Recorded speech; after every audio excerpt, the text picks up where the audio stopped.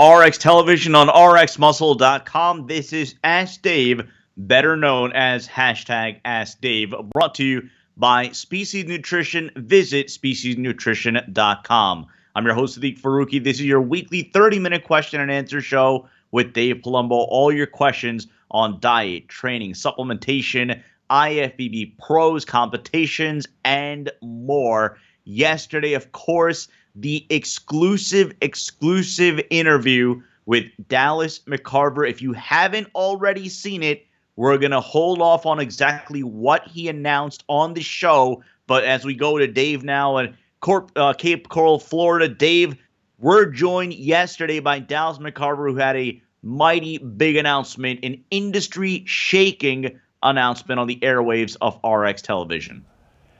Yeah, I'm not going to say what it is. I don't want to give any spoilers for people who haven't seen it, but I'll say one thing. I was pretty honored that he decided, that he wanted to do it on RxMuscle.com and that he wanted to do it exclusively with us. I didn't go to him; they came to me. So I felt, that was very respectful of him. I've been trying to interview this guy for seriously since he turned pro at 21 years old, and I couldn't do it because people were throwing money at him and there were other distractions. So it was a good talk with him. I think we got some good insight into what happened to him in Australia and New Zealand, and he's got a very bright future in the IFBB at only 25 years of age. That and of course our live interview with Brandon Curry available on RxMuscle.com and the RX Muscle YouTube channel. If you want to ask a question, you could join us on the Muscle Central Forum on RxMuscle.com. If you're not already a member, it is free to register. If you're watching us on YouTube, you can ask your questions on the chat box on the right-hand side of the player. If you haven't already subscribed, hit the subscribe button below. Like this episode. You're not going to miss any of our shows, segments, or updates. Facebook page, Twitter using hashtag AskDave, or on Instagram, official_RxMuscles. We start off in the Muscle Central Forum and go to Black/Elephant. Dave, doctors love to prescribe drugs. I would like to aid my father with accurate information since he has been diagnosed with non-alcoholic fatty liver. What do you recommend for cleansing and, if possible, reversing liver damage? Yeah, liver damage is a tricky thing because the liver is a very regenerative organ, meaning that you could have literally like a piece this small and it will grow into a new liver. The problem is that you have to have good quality tissue to grow into a new organ.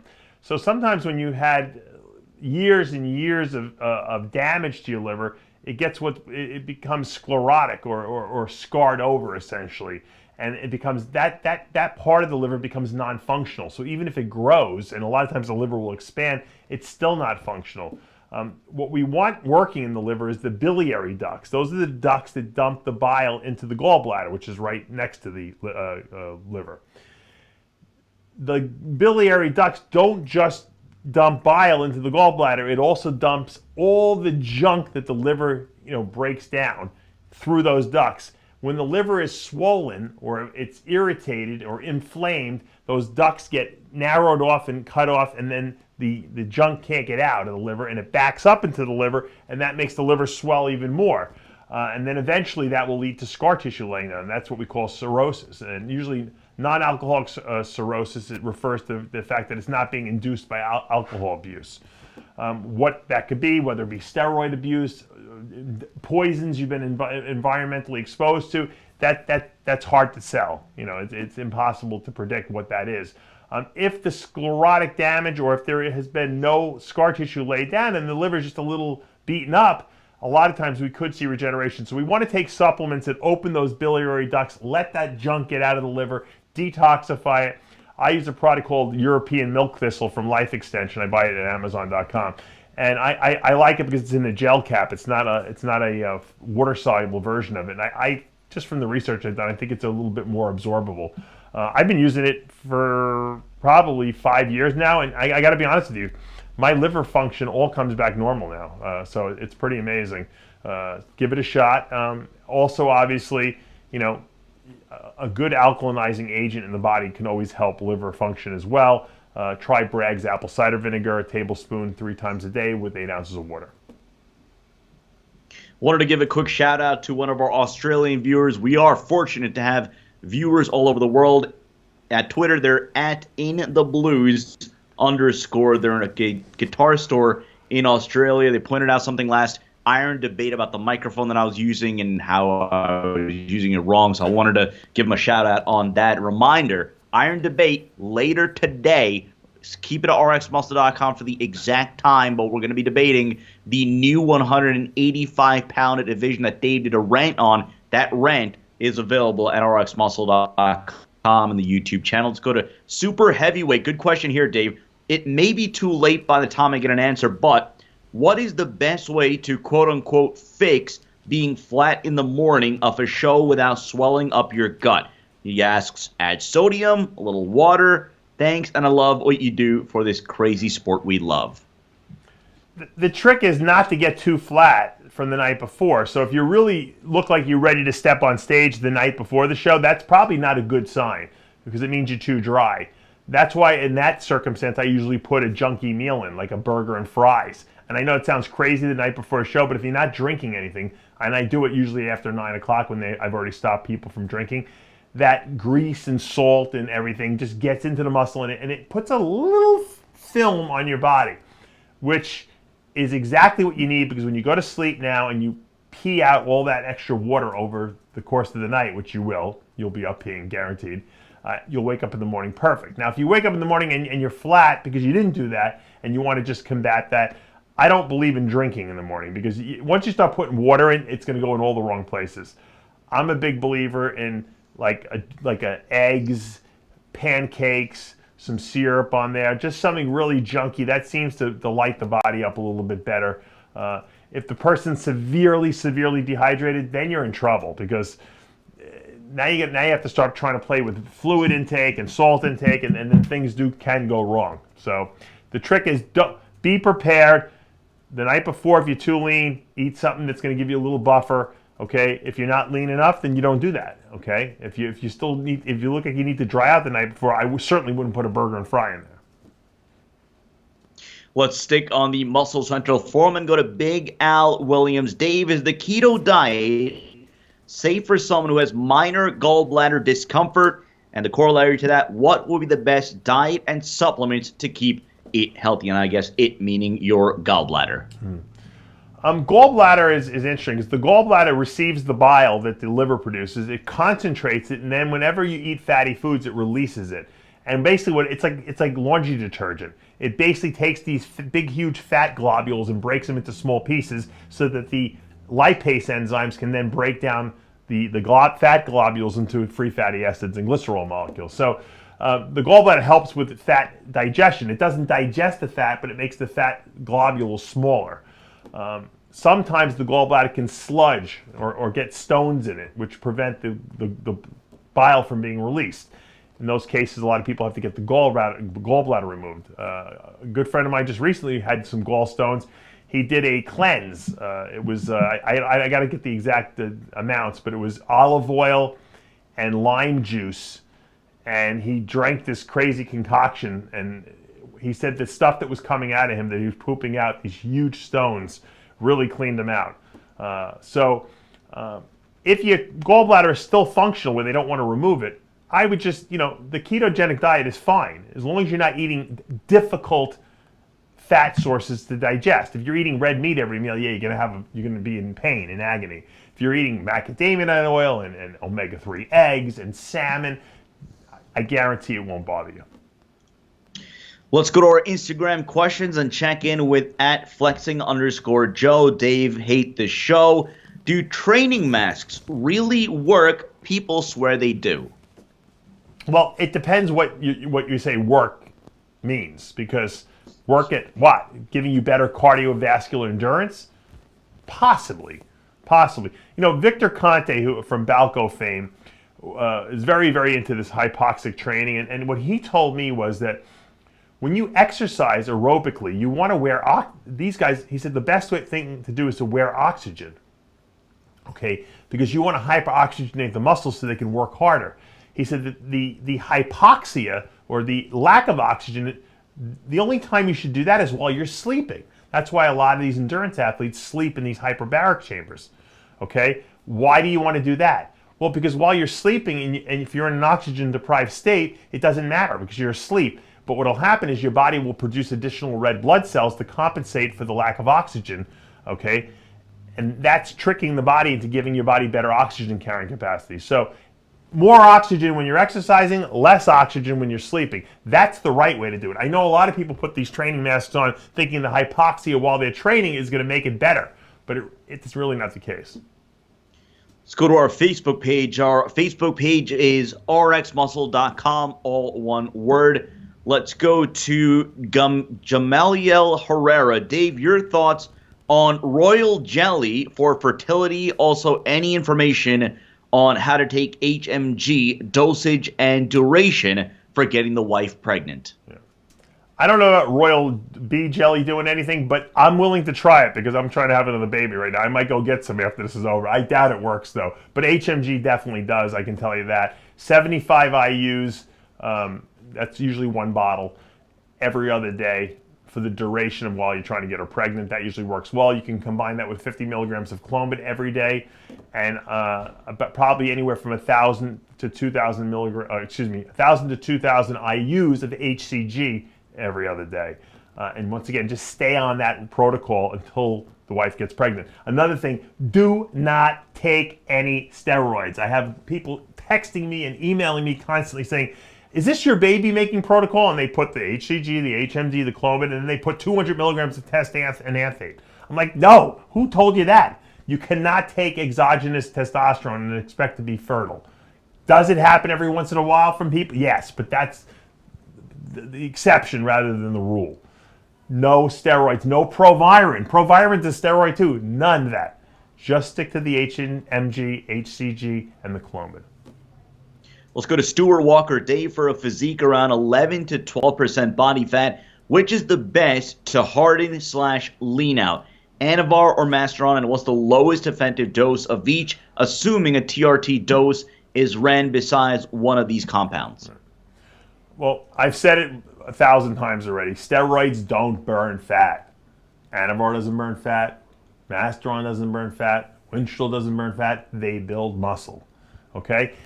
They build muscle, and each drug will build muscle with a certain amount of fluid retention or side effects that come along with it. Anavar tends to have the least amount of side effects, but it's also the weakest drug. So if you take Anavar, you probably won't retain any fluid whatsoever with it, but you're also not going to get a lot of gains from it. So the question remains, what's the ideal combination? Well, it depends your level. If you're a beginner, intermediate, advanced person. You know, an advanced bodybuilder is going to take 1,000 milligrams of testosterone a week with, 100 milligrams of trenbolone every other day. That's going to be a nice cutting cycle for them. For a beginner, taking 20 milligrams of Anavar and 20 milligrams of Winstrol, tabs every day might be a terrific hardener. And at the end of the day, while the guy taking the 1,000 milligrams of testosterone might be bigger, the conditioning level and hardness level might be the same on these two people. So steroids do the same thing. They build and repair muscle. Let's go to Dan Manx. Lumbar disc injury. What sort of leg press exercise do you recommend? Hack squat, lying leg press, incline seated, etc. It's hard for me to give a definitive answer to that question because I don't know where the injury. I know he said it's lumbar, but everyone has different pain and different. I always hated leg press. Leg press is very compressing on the back. I know a lot of people think the leg press seat supports your back. But if you're going to come all the way down with the weight, which is what you should, there's a lot of torquing on that lower lumbar area. So that's probably not such a great idea. If you lay down on hack squats might be a better option, to be honest with you, because now you're at a 45-degree angle, and the plane of, I guess you could say, the weight bearing on your lumbar spine is just different. But once again, I don't know what the injury is. So you got to basically, what I always tell people to do is after you're coming back from an injury, go on all the machines you'd like to use with almost no weight on them and just see how they feel in your body. Because anyone can do just the bar or just the sled of the leg press. See how it feels. You might have to change the angle a little bit. Find a comfortable position and then do that. Let's go to Danny Beefcake on Instagram. Dave, please help. What would you suggest in order to maintain weight while on chemo? That's a hard question, and I'll tell you why. Because chemotherapy is catabolic in a sense, and it's somewhat immune suppressive, and sometimes it's meant to be that way. Anabolic steroids are immune enhancing. So while staying on a 200 milligram per week replacement dose of testosterone would probably be prudent and would probably be helpful at combating some of the wasting, I certainly wouldn't be doing 1,000 milligrams because you're putting more toxin into your body, and your body's already having to deal with the chemotherapy toxins. Likewise, you couldn't take growth hormone because growth hormone makes cancer cells grow faster. Same thing with IGF-1 and all those peptides you really want to stay away from. So probably, I would take nothing, but you know what, if you really felt that you were losing a lot of weight and you felt terrible and your energy levels were low, probably a replacement dose of anywhere from 100 to 200 milligrams of testosterone would be sufficient. Let's go to David Golsh. Dave, is there any way to lower testosterone levels before blood work in hopes of being prescribed TRT? Well, you could go on a cycle and then just stop cold turkey, 4 weeks out from the blood work, and you'll probably be super low. Let's go to On That Grind, a similar question or related to blood pressure. How can today's pros maintain such body weight without their blood pressure going through the roof? Are most pros on blood pressure medications? High blood pressure is very genetically individualistic. I guess that's the best way to put it. I know guys that weigh 350 pounds, that have normal blood pressure. You probably know heavy fat people that are 400 pounds that have normal blood pressure. And then you have guys that are in ripped condition, shredded, no body fat on their body, and they got high blood pressure. Okay? Obviously, stress plays a big role in it. Family disposition, genetics play a big role in high blood pressure. Age, as you get older, your blood vessels become less elastic, and the blood pressure tends to go up. So, do some of the pro bodybuilders have high blood pressure? I would bet my bottom dollar that a lot of them do. The smart ones have a cuff at home. They test their blood pressure. If it's too high, they go on a mild ACE inhibitor like a ramipril, lisinopril, which has no side effects, and it keeps their pressure in the normal range. The dumb people don't do anything about it, and then they wind up with kidney disease later in life. So always check your blood pressure. Let's go to Alan Marashi. Dave, I use species macadamia nut oil to cook everything from egg whites to chicken and include it in my isolized shakes. When using it to cook with, how would I go about calculating the amount of fat that I'm using and consuming versus the amount that is being negated by the cooking process? Yeah, Alan Marashi might be the #1 species nutrition user in the world, I think. We might have to bestow that honor upon him. It's a good question. A lot of people, especially when you're dieting for a competition or trying to lose weight, I wouldn't necessarily cook, with large amounts of mac oil because it can add a lot of extra fat calories, and it's hard, like he said, to calculate how many are actually getting absorbed versus how many are left in the pan. So if I'm cooking eggs, I put a little tiny amount and I wipe it around the pan just to lubricate the pan, not enough that it's going to gurgle when I'm cooking my eggs. Likewise, when I'm cooking my chicken or fish or beef, I don't use mac oil. I usually either bake them or I poach them, which would be in water and soy sauce. So I'm not using that, so I'm not getting that extra fat in there. Now, if I'm in the off season, and I'm trying to put on weight, I don't care about a few extra fat calories, especially from mac oil, because it's so healthy for you. So then I might put, a couple tablespoons in the pan and fry up my stuff, or saute my stuff in there. That's not a problem, and it's really unnecessary to have to calculate how many extra grams of fat because, that's fine in an off-season scenario. In the off-season scenario, the only thing you should be watching is how many carbs you're taking in, because if you overeat carbs, you get fat. Okay, if you undereat carbs, obviously you're going to be too flat. So the off-season is when you can kind of have that carte blanche with the mac oil. Pre-contest, limited to only lubrication of pans and stuff like that.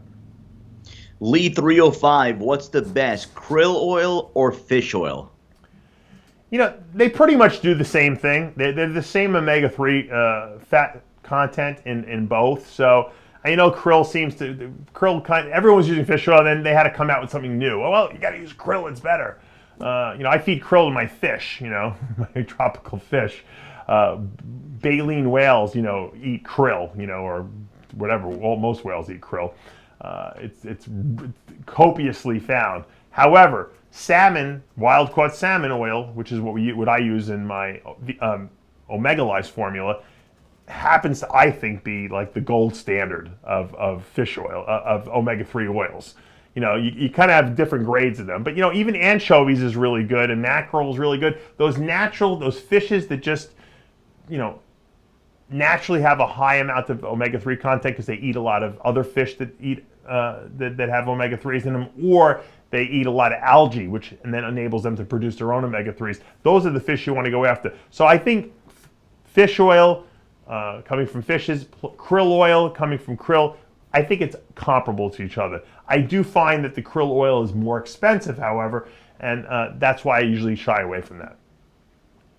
You're watching Ask Dave on RxMuscle.com, brought to you by Species Nutrition right now on RxMuscle.com and the RxMuscle YouTube channel. Yesterday, Dallas McCarver came on the RX television airwaves and made a major announcement. You're not going to want to miss that. If you haven't already seen it, go right now to RxMuscle.com or the RxMuscle YouTube channel and check it out. Zero to hero. Dave, for a natural bodybuilder, is working a muscle group more than 3 exercises ideal for growth, or is it doing more harm than good? Well, I'm a big believer in training one body part per week. So you train chest once a week, you train legs once a week. When you're doing that part, you got to be able to stimulate that muscle from different angles and make it respond. If you just do 1 or 2 exercises, it's probably not enough. So I'm a big believer in more exercises, less volume per exercise. So in other words, for chest, I might do 4 different exercises, 5 different exercises, but I'm probably only doing 2 to 3 sets per exercise. So my total sets is still around 12. Likewise, if I'm doing back, I might do 6 exercises, but if I'm only doing 2 sets per exercise, I'm still at 12 sets. If I did 4 sets per exercise and did 6 sets, I'd be at 24 sets. Now that's way too much. I know in my body I would be way overtrained. So I think it's better to hit it hard, high intensity training, lower duration in sets. Let's go to GCT09. Dave, is there any association between depression and testosterone and between depression and finasteride? I think if your testosterone levels are low, there's a very high incidence of depression. I know a lot of guys that have been depressed and they found out that testosterone was low, they went on a replacement, they felt better. Okay? That doesn't mean that all depression is caused by low testosterone. It means that if you have low testosterone and you're depressed, that could be the reason. Okay? Finasteride blocks the conversion of testosterone into DHT. DHT has nothing to do with mood elevation, okay, in the body. It's the testosterone that binds to the androgen receptors in the brain. So you can block all the DHT you want. You're not going to get depressed from it. Let's go to Classic Physique Mock. Best approach to maintain weight for a second competition after 1 week from the first one. I just have my athletes duplicate exactly what they did. In other words, I give every one of my athletes a last week contest prep schedule from Sunday to Saturday, and it's like Sunday is the last leg day, and then Monday they go low carb on Tuesday, and then on Wednesday we might start adding some carbs. So the whole protocol they have for a week. After that Saturday night show is over, I let them go eat a cheat meal right after the show, and then Sunday morning they're back in the gym doing legs again and reproducing the whole last week prep. And that's the best thing to do. If you go right back to your contest diet and get back to the gym on that Sunday, you're going to have very little rebound off that show. You might, a day or two, look a little water retentive. By that Tuesday, okay, you'll probably be back to normal again. You might even be flat at that point. So I think that the best thing to do is just get right back on the schedule. Frank Samino 76, what are your views on inflammation being a positive influence in hypertrophy and is possible benefit versus eating an alkaline-driven diet to reduce inflammation? I am a soon-to-be exercise physiology grad student and pose this question to my professor with no clear answer. Well, the answer is not so easy if you don't really understand the sport of bodybuilding. The acute, that means very rapid, inflammatory process that occurs from exercise damage, from exercising and working out in the gym, is the signal for your body to start repairing itself, essentially. And I'm making this very simplistic without going into complexities because it's unnecessary. However, chronic inflammation, that means all the time, okay, in the body, that it can occur from eating a acidic diet, that can occur from disposition to have inflammation in your body, genetically speaking, which can occur from stress. Those chronic inflammatory responses will break muscle down because they cause cortisol release. Okay, cortisol we know is a catabolic hormone. Also, they can increase the incidence of cancer, heart disease, arthritis. All those chronic inflammatory, reactions in the body cause that. And you can check what your inflammatory status is in your body by getting what's called a C-reactive protein test done. If your C-reactive is normal, then your chronic inflammation is low. That doesn't mean that you don't have acute inflammation from training.